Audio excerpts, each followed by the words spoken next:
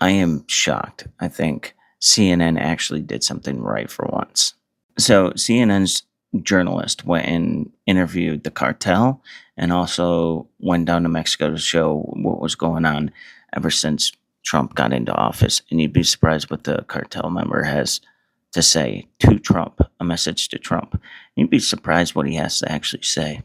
So first, they go to look at the drugs, the weed, the poppy fields, the meth. I mean, it's pretty crazy, the scale, and they're sprawled all over the place.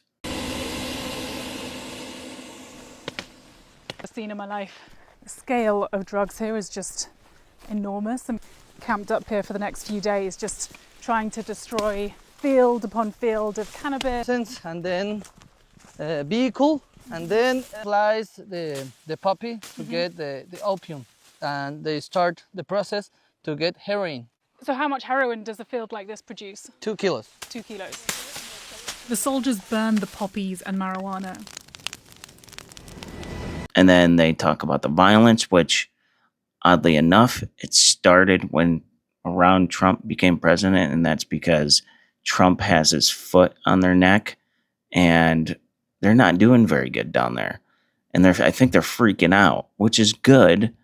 I think the U.S. does need to go down and help, because for like the last 4 or 5 years, the cartel has reigned and done whatever they want. Democrats let them do whatever they want. And now they actually have to figure something else out because, like I said, in the first 6 months of Sheinbaum's presidency, thousands of suspected cartel members have been arrested, and more than 140 tons of drugs have been seized. But the reality is, more than 1,200 people have also been killed in Sinaloa in the past year. Hundreds more have disappeared. But who are the men running this criminal network, wreaking havoc on people living here? We part ways with the military.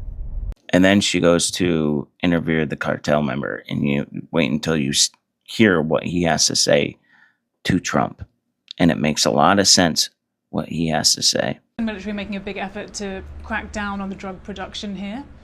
How are you responding to that, and how does that impact your work? Están haciendo un buen trabajo, pero pues como ellos vienen más, pues uno tiene que buscar la forma de seguir trabajando. Claro, en baja escala, ¿entiendes? Pero no igual como antes, pero se sigue haciendo. I mean, according to the Trump administration, you are a terrorist. I mean, the cartels have been labeled a foreign terrorist organization. What do you make of that? Está fea la situación, ¿verdad? Está fea la situación, pero pues todos tenemos que comer. What's your message to Donald Trump, if he's watching this? Mis respetos, él tiene que según él, buscar lo mejor para los suyos. Pero el detalle que ya están los consumidores, ¿no? Si no hubiera consumidores, pues uno le parara. I was actually surprised because I watched Mark Dice, who's a conservative, YouTuber, and he made a short video about this and said that, he made it seem like they were sympathetic to the cartel. And I kind of feel like he kind of misled us, because I watched that whole thing and it seemed like they were just showing everybody how crazy it is. And it wasn't what he made it out to be, really. I mean, for once, I'm actually applauding CNN for actually going down there, just showing everybody, hey, this is what's going on. It's crazy. A lot of people are dying. A lot of people are missing. But, I mean, they need to be stopped.